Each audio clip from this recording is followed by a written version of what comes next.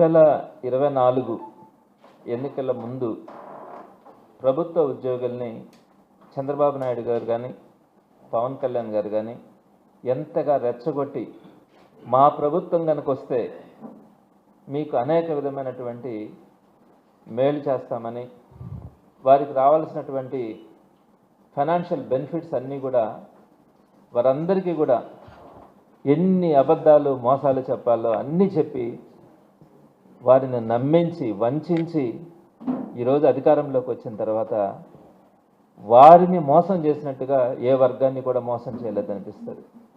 ఒక్కటంటే ఒక్క హామీ కూడా నెరవేర్చకుండా వారికి రావాల్సినటువంటి ఏ బెనిఫిట్ని కూడా ఇవ్వకుండా పైపెచ్చు ఈరోజు నిన్నటి రోజున ఆంధ్రజ్యోతిలో వచ్చినటువంటి న్యూస్ని కనుక చూస్తే చాలా ఆశ్చర్యం వేసింది. ఈరోజు గవర్నమెంట్ ఎంప్లాయీస్ అంతా కూడా ఉలిక్కిపడేటువంటి పరిస్థితి ఈరోజు మనకు కనపడతా ఉంది. మీ అందరికీ తెలుసు, ఆంధ్రజ్యోతి పేపర్ అన్నది తెలుగుదేశం పార్టీకి సంబంధించి ఒక కరపత్రిక లాంటిది. చంద్రబాబు నాయుడు గారు ఎప్పుడైనా కూడా ఏదైనా ప్రజా వ్యతిరేక నిర్ణయాలు తీసుకోవాలంటే దాన్ని ముందుగా ఆయనకు సంబంధించినటువంటి ఎల్లో మీడియాలో లీకులు ఇవ్వడం, దాన్నంతా కూడా ప్రజల్లోకి బాగా ఎక్కించిన తర్వాత ఆ తర్వాత దాన్ని ఆయన అమలు చేయడం కూడా మనము అంతకుముందు ఆయన ప్రభుత్వంలో చూసినాం, ఇప్పుడు కూడా ఆయన ప్రభుత్వంలో మనం చూస్తూ వస్తూ ఉన్నాం. ఏ ప్రజా వ్యతిరేక నిర్ణయం తీసుకున్నా కూడా ముందుగా ఎల్లో మీడియా ద్వారా లీకులు ఇప్పించి దాన్ని ప్రజల్లోకి అందరికీ తీసుకెళ్ళిన తర్వాత ఆయన అమలు చేసేటువంటి పరిస్థితిని మనం గమనిస్తాం. ఆయన నిన్నటి రోజున ఈ పేపర్లో ఆయన అభిప్రాయంగా రాసినటువంటి మాట ఏపీ హెచ్పి. ఏపీ అంటే ఆంధ్రప్రదేశ్, హెచ్పి అంటే హిమాచల్ ప్రదేశ్. అంటే ఆంధ్రప్రదేశ్ హిమాచల్ ప్రదేశ్ లాగా తయారవుతూ ఉంది అనే అంశం అనమాట. దాని కింద ఏం రాశారు? ఖర్చుల నియంత్రణ కోసం జీతాలు తగ్గించిన హిమాచల్ ప్రదేశ్. సెకండ్ లైన్లో ఖర్చుల నియంత్రణ కోసం జీతాలు తగ్గించిన హిమాచల్ ప్రదేశ్. ఆర్థికంగా మనము అంతంతే అంటే ఆంధ్రప్రదేశ్ కూడా. జీతాలు పెన్షన్ల వ్యయం ఏపీలో అత్యధికంగా ఉంది. ఇలాగైతే మనది హిమాచల్ ప్రదేశ్ లాగానే రాష్ట్రాల సొంత ఆదాయంలో ఉద్యోగుల జీతాలు పెన్షన్లదే అగ్రబాట. ఆర్థిక పరిస్థితి ఇలాగే కొనసాగితే ప్రభుత్వ ఆదాయం ఉద్యోగ జీతాలకు కూడా సరిపోదని ఆర్థిక నిపుణులు హెచ్చరిస్తూ ఉన్నారు. ఇప్పటికే 70,000 కోట్లు నెలకు ఖర్చు అవుతా ఉంది.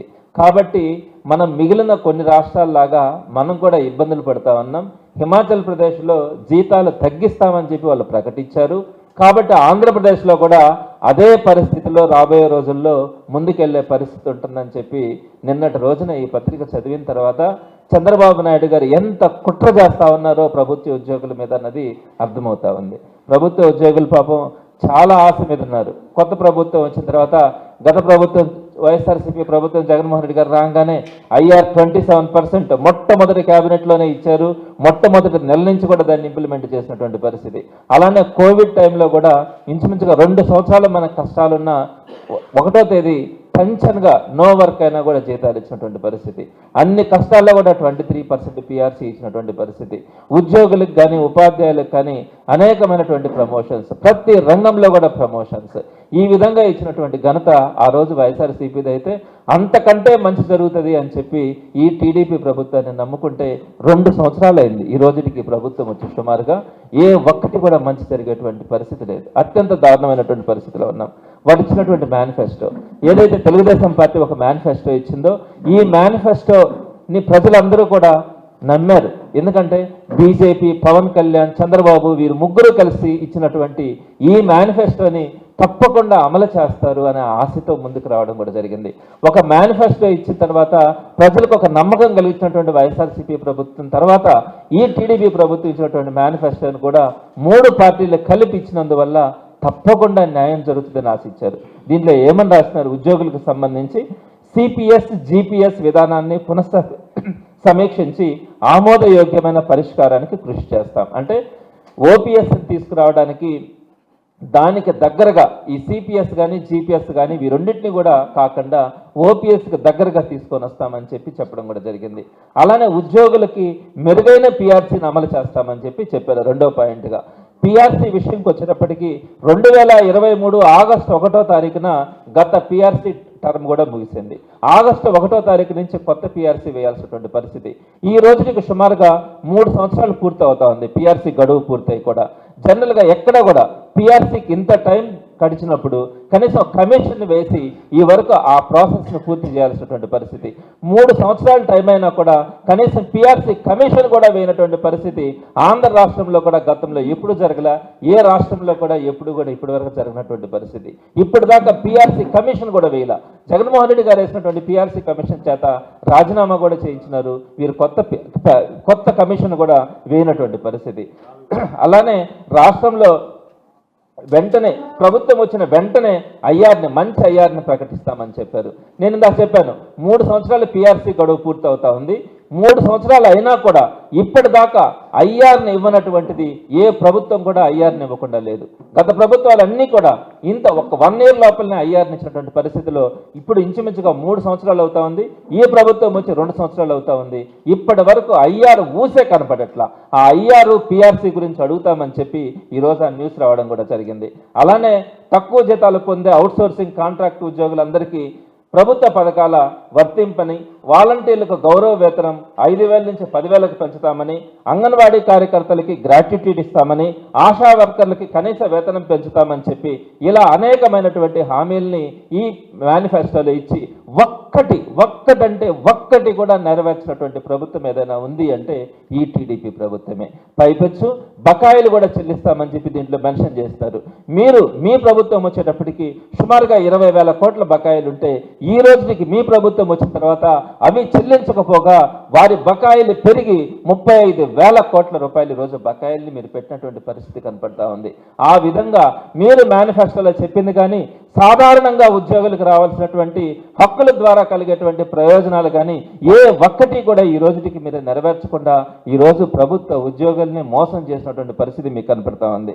ఇంకొకసారి ఈ పత్రికలో చెప్పినటువంటి ప్రకారం మీరు ప్రజల్ని మానసికంగా కూడా ఉద్యోగస్తులకి మనం జీతాలు ఇస్తే ఈ రాష్ట్ర పరిస్థితి దివాలా తీసే పరిస్థితి ఉంది కాబట్టి మనము ఉద్యోగస్తులకు జీతాలు పెంచకపోగా తగ్గించాల్సినటువంటి పరిస్థితి వస్తుందని చెప్పి ప్రజల్ని రెచ్చగొట్టి ఉద్యోగస్తుల్ని మానసికంగా వాళ్ళు జీతాలు పెంచండి అని అడిగే దానికి కూడా లేకుండా ఈరోజు మీరు ఒక గవర్నమెంట్ ఎంప్లాయీస్ని బ్లాక్మెయిల్ చేసేటువంటి పరిస్థితిలో మీరు ఈరోజు న్యూస్లు రాయిస్తూ ఉన్నారంటే ప్రభుత్వ ఉద్యోగులందరూ కూడా ఈరోజు వేదన పడే పరిస్థితి ఉంది. వాస్తవం చెప్తా ఉన్నాను. ఈరోజు రేట్లు పెరిగిన తర్వాత చాలామంది ఉద్యోగులకి తగినటువంటి జీతాలు లేక ఇబ్బందులు పడే పరిస్థితుల్లో మీ ప్రభుత్వం వచ్చిన తర్వాత ఈ ఐఆర్ కానీ పిఆర్సీ కానీ అరియర్స్ విషయంలో న్యాయం చేస్తామని మీరు అనుకుంటే ఈరోజు ఉన్న జీతాలను తగ్గించాలా, హిమాచల్ ప్రదేశ్లో ఏదైతే ఉన్న జీతాలను తగ్గించినారో ఇక్కడ కూడా అదేవిధంగా జీతాలను తగ్గించాలనే ఆలోచన మీరు దీంట్లో రాసినారంటే మీరు ఈ నిర్ణయం కనుక తీసుకోవాలని ఆలోచిస్తే ప్రభుత్వ ఉద్యోగులు మిమ్మల్ని ఉపేక్షించే పరిస్థితి కూడా ఉండదు. ఈరోజు ఐఆర్ విషయంలో కానీ పిఆర్సీ విషయంలో కానీ ప్రభుత్వ ఉద్యోగులంతా కూడా ధర్నా చేయాలని సమ్మె చేయాలని ఆలోచించే క్రమంలో మీరు 2 రోజుల క్రితం ఉద్యోగ సంఘ నాయకుడిని మీరు టర్మినేట్ చేసినటువంటి పరిస్థితి కూడా మనం చూసినాం. ఎందుకని వీటన్నిటిని కూడా ఆపాలా, ఎక్కడా కూడా ఇటువంటి కార్యక్రమాలు జరగకూడదన్న ఆలోచనతో మీరు ఆ రోజు టర్మినేట్ చేసినప్పుడే అనుకున్నాం ఏదో ఉద్యోగస్తులకు సంబంధించి వీళ్ళు ఒక కఠినమైనటువంటి నిర్ణయాలు తీసుకోబోతా ఉన్నారు. దీన్ని మాట్లాడకుండా చేయడానికి ఈ టర్మినేషన్ కానీ కొన్ని వేల మంది ఉద్యోగుల్ని మీరు విఆర్లో కానీ అలానే సస్పెన్షన్లో కానీ మీరు పెట్టినారంటే మీరు ఎవ్వరు కూడా మాట్లాడే పరిస్థితి లేకుండా తయారు చేయడానికి మీరు ఈ రోజు తీసుకుంటున్నటువంటి ముందస్తు చర్యలుగా వాటన్నిటిని కూడా భావిస్తూ ఉన్నారు. ఇదే విధంగా మీరు ఇంకొక విషయం కూడా చెప్పాలా. ఆ రోజు జగన్మోహన్ రెడ్డి గారు అన్ని సంక్షేమ పథకాలు మీ నోటుకునే మీరే చెప్పారు. ఈ రాష్ట్రంలో అనేకమైనటువంటి సంక్షేమ పథకాలు జరుగుతూ ఉన్నాయి, దీనికి చాలా డబ్బులు ఖర్చు అయిపోతా ఉన్నాయి అని మీరు చెప్పినటువంటి మాటలు ఎవ్వరూ కూడా మర్చిపోలే. మరి అన్ని సంక్షేమ పథకాలు చేసి ప్రభుత్వ ఉద్యోగులకు కూడా సరైనటువంటి ఐఆర్ కానీ పిఆర్సీ కానీ అరియర్స్ విషయంలో కూడా న్యాయం చేసి కూడా 5 సంవత్సరాల కాలంలో వారు చేసినటువంటి అప్పు వైఎస్ఆర్సీపీ ప్రభుత్వంలో 60 నెలల పాటు ప్రభుత్వంలో జరిగినటువంటి అప్పు 3,32,000 కోట్లు. ఆ 5 సంవత్సరాల టెన్యూర్లో అన్ని డెవలప్మెంట్స్ చేసిన నాడు నేడు కావచ్చు, పోర్టులు కావచ్చు, ప్రతి విషయంలో కూడా అనేకమైనటువంటి డెవలప్మెంట్స్ చేసిన కేవలం 3,32,000 కోట్లు కోవిడ్ను మనం ఎదుర్కొన్నా కూడా చేసినటువంటి అప్పు 10 మాత్రమే. అయితే ఈరోజు 2 సంవత్సరాలు కూడా ఈ టీడీపీ ప్రభుత్వం పూర్తి కాల కేవలం 22 నెలలలోనే 3,56,655 కోట్ల రూపాయలను అప్పు తీసుకోవడం కూడా జరిగింది. ఈ వారంలో కూడా అప్పులు చేస్తున్నారు. హైయెస్ట్ రేట్ ఆఫ్ ఇంట్రెస్ట్తో పక్కన మహారాష్ట్ర 7.55% రేట్ ఆఫ్ ఇంట్రెస్ట్ తీసుకుంటే ఈ ప్రభుత్వం 7.79, 7.81% రేట్ ఆఫ్ ఇంట్రెస్ట్ లెక్కన ఈ ప్రభుత్వం ఈ వారంలో కూడా సుమారుగా 4,500 కోట్లు ఈ వారంలో కూడా అప్పు చేయడం కూడా జరిగింది. ఈ విధంగా ప్రతి వారం కూడా వేల కోట్ల రూపాయలను అప్పులు చేస్తూ దోచుకుంటున్నటువంటి తెలుగుదేశం పార్టీ అటు సంక్షేమ పథకాలు ఇవ్వాలన్నా, విద్య కానీ, వైద్యం కానీ, ఆరోగ్యం గురించిలో కానీ, అదేవిధంగా వ్యవసాయం గురించి కానీ, చివరికి వచ్చేటప్పటికి ఎంప్లాయీస్ విషయంలో కూడా వాళ్ళ కడుపు కొట్టి వీళ్ళు మాత్రం కోట్ల రూపాయలు దండుకుంటున్నటువంటి పరిస్థితి. అమరావతి విషయంలోకి వచ్చేటప్పటికి 55,000 కోట్ల రూపాయల పనులు ప్రారంభిస్తా ఉన్నామని చెప్పి మీరు టెండర్లు ప్రారంభించి వారందరికీ కూడా మొబిలైజేషన్ ఫండ్ కింద 10% అంటే 5,500 కోట్ల రూపాయలని శాంక్షన్ చేసి ఆ 5,500 కోట్ల నుంచి 8% మీరు కమిషన్ తీసుకున్నారు. అంటే 4,400 కోట్ల రూపాయలని మీరు కమిషన్ రూపంలో తీసుకున్నారు. ఎన్ని వేల కోట్ల రూపాయలు ఈరోజు అవినీతి జరుగుతూ ఉందంటే ఎక్కడ కూడా ఈరోజు ఈ పరిస్థితులు ఎందుకు వచ్చినాయి, ఇంత అప్పులు చేయాల్సినటువంటి పరిస్థితి ఎందుకు వస్తూ ఉంది? మీరు అభివృద్ధి చేయడంలా, సంక్షేమం చేయడంలా. అభివృద్ధి అంటే మీ దృష్టిలో కేవలం అమరావతి అన్న దాంట్లో మీరు చేసేటువంటి అప్పులు కానీ, అక్కడ వ్యర్థమైనటువంటి మీరు చేస్తున్నటువంటి పనులు అందరికీ కూడా ఈరోజు రాష్ట్రంలో అర్థమైనాయి. ఎక్కడ కూడా స్టేట్లో మీరు చూడండి, డెవలప్మెంట్ అన్నదే కనిపించట్లా. రియల్ ఎస్టేట్ లేదు, కన్స్ట్రక్షన్ లేదు, పేదవాడి దగ్గర మనీ రొటేషన్ లేదు. అందరూ కూడా జనాలు ఈరోజు అల్లాడుతున్నటువంటి పరిస్థితి ఉంది. కానీ మీ దగ్గర మాత్రం డబ్బులు రొటేషన్ ఉన్నాయి, మీ కార్యకర్తల దగ్గర మాత్రమే రొటేషన్ జరుగుతూ ఉంది. ఇలాంటి పరిస్థితుల్లో మన రాష్ట్రం దివాలా తీసేటువంటి పరిస్థితుల్లో మీరు విచ్చలవిడిగా అప్పులు చేస్తూ కూడా మీరు ప్రవర్తిస్తున్నటువంటి తీరు, మీరు దోచుకుంటున్నటువంటి తీరు ఎవరు కూడా మర్చిపోవట్లా. ఒక పక్క చూస్తే ఇన్ని డిప్యూటీ సీఎం కానీ అదేవిధంగా లోకేష్ కానీ ప్రతి ఒక్కరికి కూడా స్పెషల్ ఫ్లైట్స్ కానీ ప్రత్యేక హెలికాప్టర్స్లో వాళ్ళు ఎక్కడికి పోవాల్సిన కూడా పోయేటువంటి పరిస్థితుల్లో ఈరోజు విచ్చలవిడితనం కనపడతా ఉంది. అలానే మొన్న ఒక రోజు యోగా డే చేస్తే దానికి 300 కోట్ల రూపాయలు ఖర్చు పెట్టేటువంటి పరిస్థితి కేవలం ఒక్కరోజు ఒక గంట పాటు చేసినటువంటి కార్యక్రమానికి. అలానే పెన్షన్ పేరుతో ప్రతి నెల కూడా పెన్షన్స్ ఇచ్చే కార్యక్రమంలో సీఎం కానీ, మంత్రులు కానీ, ఎమ్మెల్యేలు కానీ విచ్చలవిడిగా డబ్బులు ఖర్చు పెడుతూ ఆ 1వ తేదీ పెన్షన్ కార్యక్రమాన్ని అట్టహాసంగా 22 నెలలు పూర్తయినా కూడా ఈ రోజుకి కూడా అదే పరిస్థితులు కొనసాగుతూ వస్తూ ఉంది. ఇదే విధంగా మొన్న చూస్తే కూడా మంత్రులు చూస్తే కోట్ల రూపాయలు ఖర్చు పెట్టి సింగపూర్ పర్యటనలకు వెళ్ళడం, విదేశీ పర్యటనలకు వెళ్ళడం, ఇలాంటి విచ్చలవిడితనం మీ దగ్గర కనపడతా ఉంది. కానీ అటు సంక్షేమ పథకాలు కానీ ఇలా ఉద్యోగస్తులకు సంబంధించి వాళ్ళకు రావాల్సినటువంటి కనీసమైనటువంటి హక్కుల ద్వారా లభించేటువంటి ఆర్థిక ప్రయోజనాలు కానీ మీరు ఇవ్వకుండా వాటిని మోసం చేస్తా ఉన్నటువంటి పరిస్థితి ఈరోజు కనపడతా ఉంది. మీరందరూ కూడా ఆలోచించాలా, ఉద్యోగస్తులందరూ కూడా ఆలోచించాలా. ఈ ప్రభుత్వం కనుక ఇదే పరిస్థితిలో కనుక కొనసాగితే ఉద్యోగస్తులు రాబోయే రోజుల్లో తీవ్రమైనటువంటి పరిస్థితులు కూడా ఎదుర్కోవాల్సి వస్తుంది. అందరూ కూడా ఒక మాట మీదకు రావాల్సినటువంటి పరిస్థితి. మాట్లాడితే వారందరినీ కూడా సస్పెండ్ చేయడం కానీ, టెర్మినేట్ చేయడం కానీ జరిగే పరిస్థితులు ఉన్నాయి. కాబట్టి అందరూ కూడా ఏక తాటి మీదకు రావడం కానీ, ముక్త కంఠంతో కానీ వారికి కావాల్సినటువంటి డిమాండ్స్ అన్నీ కూడా నెరవేర్చుకునే క్రమంలో ముందుకు రావాల్సిన అవసరం ఉంది.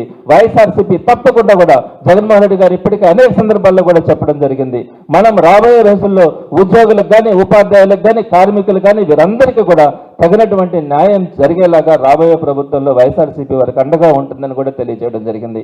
అలానే మీరు ప్రధానంగా ఆప్కాస్ ఎంప్లాయీస్ని ఎంత వేధిస్తా ఉన్నారో మీకు ఇష్టం వచ్చినట్టుగా వారందరినీ కూడా తొలగించడం కానీ, వారికి మీరు ఏం చెప్పినారు, ఆప్కాస్ ఎంప్లాయీస్ అందరికీ మీ గవర్నమెంట్ స్కీమ్స్ అన్నింటినీ కూడా ఇంప్లిమెంట్ చేస్తామని చెప్పినారు. ఈ రోజు ఒక్క గవర్నమెంట్ స్కీమ్ కూడా వారికి చాలని జీతాలతో ఉన్నారు. ఎప్పుడు ఎవరిని టర్మినేట్ చేస్తారో కూడా తెలియనటువంటి పరిస్థితి. అలానే కాంట్రాక్ట్ ఎంప్లాయీస్ గురించి ఆ రోజు జగన్మోహన్ రెడ్డి గారు వారందరినీ పర్మనెంట్ చేయడానికి జీవో తీసుకొని వస్తే దాన్ని కూడా ఇంప్లిమెంట్ చేయకుండా వారందరినీ కూడా మీరు రోడ్డును పెట్టినటువంటి పరిస్థితి కనపడుతుంది. కాబట్టి ఈరోజు ఎంప్లాయీస్ అందరూ కూడా కడుపు మండేటువంటి పరిస్థితి ఉంది. మీ ఏదైతే నిర్ణయం ఉందో ఈరోజు హిమాచల్ ప్రదేశ్ని మేము ఫాలో అవుతా ఉన్నామని చెప్పి మీరు లీకులు ఇచ్చినారో దీనిని కనుక అమలు చేయాలని చూస్తే మాత్రం తీవ్రమైన పరిణామాలు ఎదుర్కోవాల్సి వస్తుంది.